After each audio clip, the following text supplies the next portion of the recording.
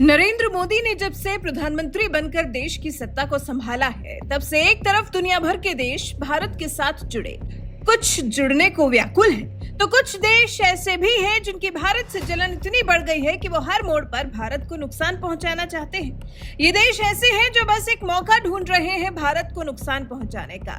एक भारत की कोई कमजोर नब्ज मिले और बस उसी को आधार बनाकर ये देश बढ़ते भारत की रफ्तार को रोक देना चाहते हैं। और शायद विपक्ष इस बात को समझ नहीं रहा, या फिर समझने के बाद भी जानबूझकर भारत के दुश्मन देशों को देश की कमजोरी बताने की कोशिश कर रहा है। हालांकि अपने बेबाक बोल के लिए जाने जाने वाले विदेश मंत्री एस जयशंकर ने बातों ही बातों में भारत के खिलाफ विदेशों में जाकर बयान देने वाले विपक्षी नेता को इसका जवाब दे दिया है। बाहरी देशों में जाकर भारत के बारे में उलझुल बयानबाजी करने वाले विपक्षी नेता कौन है, आप जान तो गए ही होंगे, फिर भी हम बता देते हैं। हम बात कर रहे हैं कांग्रेस के पूर्व अध्यक्ष, कांग्रेस के पूर्व सांसद राहुल गांधी की। राहुल गांधी ही हैं जो जब मौका मिलता है, चाहे किसी भी बहाने से, बाहरी देशों में जाकर भारत के लोकतंत्र को खतरे में बताते हैं। नरेंद्र मोदी सरकार के राज में भारत की तथाकथित बर्बादी की कहानी बयां करते हैं।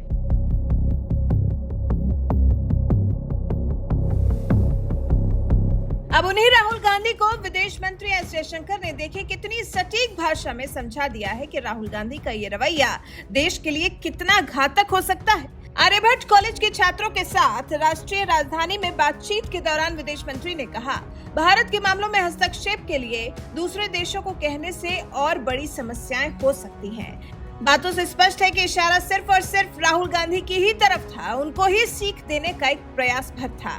अपने हाल ही के अमेरिकी दौरे में जिस तरह से राहुल गांधी ने भारत पर बात की, केंद्र सरकार की आलोचना की, जिस पर विदेश मंत्री एस जयशंकर ने कहा, ये चिंताजनक है कि वो भारत की समस्या को बाहर ले जाते हैं और इसके बारे में कुछ करने के लिए लोगों को आमंत्रित करते हैं।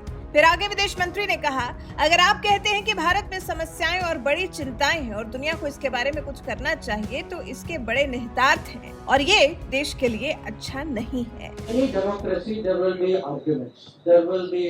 Differences, there will be diversity, there will be opinion, और होना भी चाहिए. There's nothing wrong with it. The problem happens when one you take it out, okay?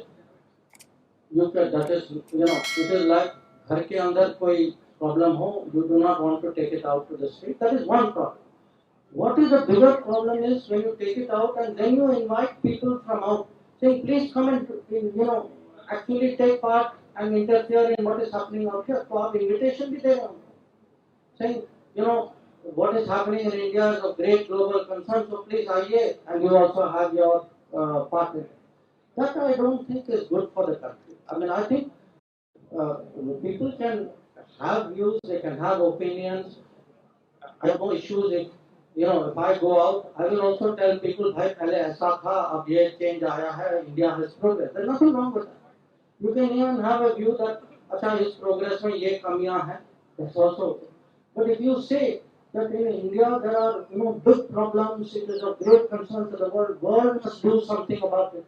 You are now saying something very very different, which has very big implications, and that is not good for the country. फिर देश में सत्ता पर विराजमान NDA सरकार की ओर से वैश्विक मोर्चे पर उठाए गए कई कदमों का जिक्र करते हुए विदेश मंत्री ने पीएम मोदी की तारीफ की और साथ ही दावा भी किया कि उन्होंने भारत के बारे में धारणा बदल दी है। विदेश मंत्री ने कहा, नरेंद्र मोदी के नेतृत्व में भारत अब एक ऐसा देश माना जाता है जो दूसरे देशों की मदद के लिए तैयार रहता है और जो विदेशों में समस्याओं का सामना कर रहे अपने ही नागरिकों को मदद देने में तत्परता दिखाता है। पीएम नरेंद्र मोदी की तारीफ करते हुए विदेश मंत्री ने आगे कहा, पीएम मोदी ने भारत में व्यवस्था को इस तरह बदला है कि देश वैश्विक समस्याओं के प्रति तत्परता दिखाने के लिए तैयार हो गया है। भारत आज एक वैक्सीन प्रदाता है। मैंने पिछले कुछ वर्षों में उनके साथ काफी करीब से काम किया है। मैं कभी किसी व्यक्ति से नहीं मिला जिसे देश के भविष्य और देश के युवाओं में इतना विश्वास हो। हमारे पास एक ऐसा नेता है जिसके पास दूरदृष्टि है, देश के लिए प्रतिबद्धता की मजबूत भावना है और भला इस बात को कौन नकार सकता है कि वर्ष ऐसा वर्ष है जब भारत G20 की अध्यक्षता कर रहा है। उसके बाद भी विपक्ष है कि नरेंद्र मोदी के कामों को कभी नहीं सराहता, लेकिन विदेश मंत्री डॉक्टर एस जयशंकर ने इस बात का जिक्र किया और कहा कि G20 के सबसे बड़े लाभों में से एक जिसकी हम उम्मीद कर रहे हैं 20 वर्षों के बाद दिखाई देगा जब पर्यटन को बढ़ावा मिलेगा। ऐसे देश हैं जिनके सकल घरेलू उत्पाद में पर्यटन का योगदान 20% है। बुनियादी ढांचा, तेज रफ्तार वाले और स्वच्छ शहर बेहतर प्रतिभा एक मजबूत अर्थव्यवस्था देश में विदेशी निवेश बढ़ाने में मदद करेगी। विदेश मंत्री ने आगे कहा, अब ज्यादा से ज्यादा लोग भारत आएंगे तो विदेशी निवेश बढ़ेगा और बुनियादी ढांचे में सुधार होगा। अब विपक्ष को इतनी आसान सी बात क्यों नहीं समझ आती? आखिर क्यों विदेश मंत्री डॉक्टर एस जयशंकर को अपने देश में ही किए गए कामों को विपक्ष को गिनवाना पड़ रहा है? आखिर देश का विपक्ष इतना अंधा कैसे हो गया जो ये नहीं देख पा रहा कि नरेंद्र मोदी के राज में देश कितना बदला है, कितना संभला है, कितना संवरा है।